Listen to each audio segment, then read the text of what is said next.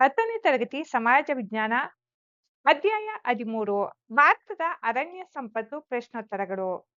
ಮುಖ್ಯ ಪ್ರಶ್ನೆ 1. ಬಿಟ್ಟ ಸ್ಥಳಗಳನ್ನು ಸೂಕ್ತವಾದ ಪದಗಳಿಂದ ಭರ್ತಿ ಮಾಡಿ.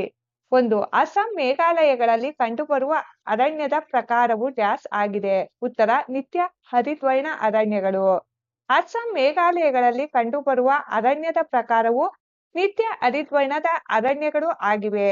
2. ಹಿಮಾಲಯದಲ್ಲಿ ಡ್ಯಾಸ್ ಅರಣ್ಯಗಳು ಕಂಡುಬರುತ್ತವೆ. ಉತ್ತರ ಆಲ್ಪೈನ್. ಹಿಮಾಲಯದಲ್ಲಿ ಆಲ್ಪೈನ್ ಅರಣ್ಯಗಳು ಕಂಡುಬರುತ್ತದೆ. 3. ಗಂಗಾ ನದಿ ಮುಖಜ ಭೂಮಿಯ ಪ್ರದೇಶವನ್ನು ಡ್ಯಾಸ್ ಎಂದು ಕರೆಯುತ್ತಾರೆ. ಉತ್ತರ ಸುಂದರ್ಬನ್. ಗಂಗಾ ನದಿಯ ಮುಖಜ ಭೂಮಿಯ ಪ್ರದೇಶವನ್ನು ಸುಂದರ್ಬನ್ ಎಂದು ಕರೆಯುತ್ತಾರೆ. 4. ಜಿಮ್ ಕಾರ್ಬೆಟ್ ರಾಷ್ಟ್ರೀಯ ಉದ್ಯಾನವನವು ಡ್ಯಾಸ್ ರಾಜ್ಯದಲ್ಲಿದೆ. ಉತ್ತರ ಉತ್ತರಾಖಂಡ. ಜಿಮ್ ಕಾರ್ಬೆಟ್ ರಾಷ್ಟ್ರೀಯ ಉದ್ಯಾನವನವು ಉತ್ತರಾಖಂಡ ರಾಜ್ಯದಲ್ಲಿದೆ.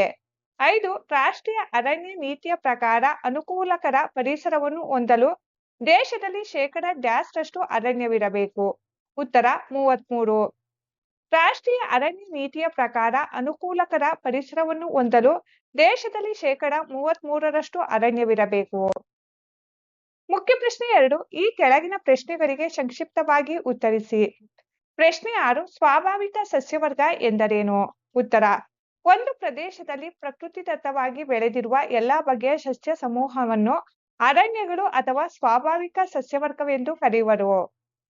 ಪ್ರಶ್ನೆ 7. ಭಾರತವು ಹೊಂದಿರುವ ಅರಣ್ಯ ಪ್ರದೇಶದ ವಿಸ್ತೀರ್ಣವೆಷ್ಟು?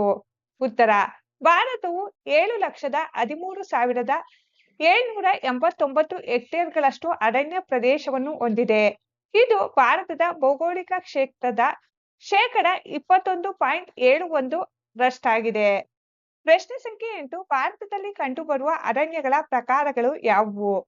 ಉತ್ತರ ಭಾರತದಲ್ಲಿ ಕಂಡುಬರುವ ಅರಣ್ಯಗಳ ಪ್ರಕಾರಗಳೆಂದರೆ ನಿತ್ಯ ಹರಿದ್ವರ್ಣ ಅರಣ್ಯಗಳು, ಎಲೆಯುದುರಿಸುವ ಮಾನ್ಸೂನ್ ಅರಣ್ಯಗಳು, ಉಷ್ಣವಲಯದ ಹುಲ್ಲುಗಾವಲು ಅರಣ್ಯಗಳು, ಮ್ಯಾಂಗ್ರೋವ್ ಅರಣ್ಯಗಳು, ಮರುಭೂಮಿ ಅರಣ್ಯಗಳು, ಹಿಮಾಲಯದ ಆಲ್ಪೈನ್ ಅರಣ್ಯಗಳು.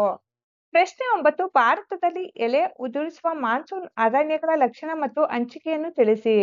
ಲಕ್ಷಣಗಳು: ಇವು 75ರಿಂದ 250 ಸೆಂಟಿಮೀಟರ್ ಮಳೆ ಪಡೆಯುವ ಪ್ರದೇಶಗಳಲ್ಲಿ ಕಂಡುಬರುತ್ತವೆ. ಇವು ವರ್ಷದ ನಿರ್ದಿಷ್ಟ ಒಣ ಹವೆಯ ಋತುವಿನಲ್ಲಿ ನೀರಿನ ಆವಿಯಾಗುವಿಕೆಯನ್ನು ತಡೆಯಲು ಎಲೆಗಳನ್ನು ಉದುರಿಸುತ್ತದೆ. ದೇಶದ ಒಟ್ಟು ಅರಣ್ಯ ಪ್ರದೇಶದ 65.50% ಭಾಗದಲ್ಲಿ ವ್ಯಾಪಿಸಿದೆ. ಹಂಚಿಕೆ: ಭಾರತದ ಬಹುತೇಕ ಭಾಗಗಳಲ್ಲಿ ಅಂದರೆ ಕರ್ನಾಟಕ, ಮಹಾರಾಷ್ಟ್ರ, ಮಧ್ಯಪ್ರದೇಶ, ಒಡಿಶಾ, ಬಿಹಾರ, ಉತ್ತರ ಪ್ರದೇಶ ಇತ್ಯಾದಿ ವ್ಯಾಪಕವಾಗಿ ಹಂಚಿಕೆಯಾಗಿದೆ. ಪ್ರಶ್ನೆ 10. ಅರಣ್ಯಗಳ ಮಹತ್ವವನ್ನು ತಿಳಿಸಿ. ಉತ್ತರ ಶುದ್ಧ ವಾಯು, ಆಹಾರ ಮತ್ತು ಜಾನುವಾರುಗಳಿಗೆ ಮೇವನ್ನು ಪೂರೈಸುತ್ತದೆ. ಉತ್ತಮ ಮಳೆಯಾಗಲು ಸಹಾಯ ಮಾಡುತ್ತದೆ ಹಾಗೂ ಮಣ್ಣಿನ ಸವೆತವನ್ನು ತಡೆಯುತ್ತದೆ. ವನ್ಯಜೀವಿಗಳಿಗೆ ಆಶ್ರಯ ತಾಣ ಹಾಗೂ ಔಷಧೀಯ ಸಸ್ಯಗಳ ಆಗರವಾಗಿದೆ. ಉದ್ಯೋಗಾವಕಾಶಗಳನ್ನು ಒದಗಿಸುತ್ತವೆ ಮತ್ತು ಪ್ರವಾಸಿಗರನ್ನು ಆಕರ್ಷಿಸುತ್ತವೆ.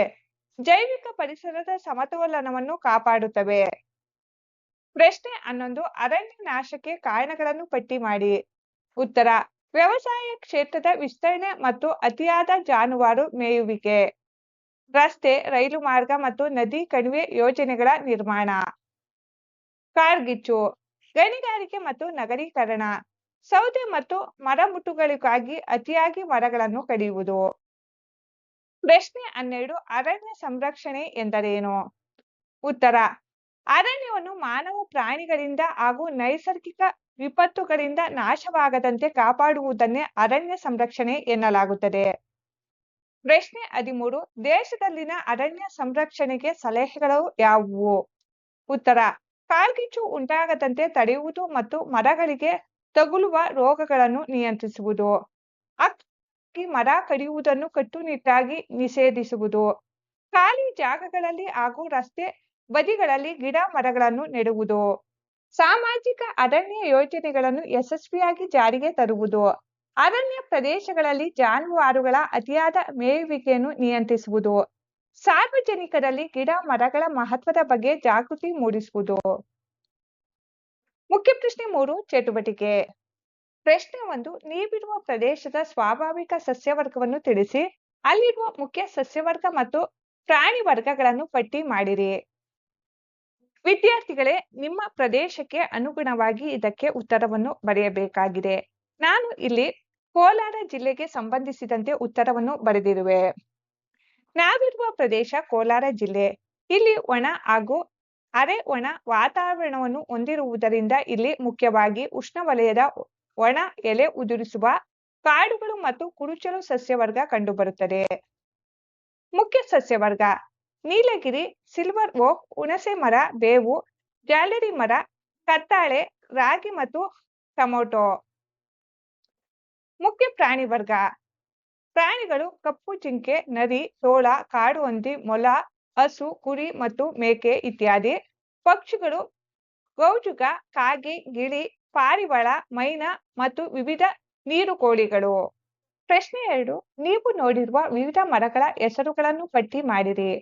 ನಾನು ನೋಡಿರುವ ಮರಗಳು ಹುಣಸೆ ಮರ, ಬೇವಿನ ಮರ, ನೀಲಗಿರಿ ಮರ, ಸಿಲ್ವರ್ ಓಕ್, ಮಾವಿನ ಮರ, ಆಲದ ಮರ, ಅರಳಿ ಮರ, ತೆಂಗಿನ ಮರ, ಪೇರಳೆ ಮರ, ಪಪಾಯಿ ಮರ.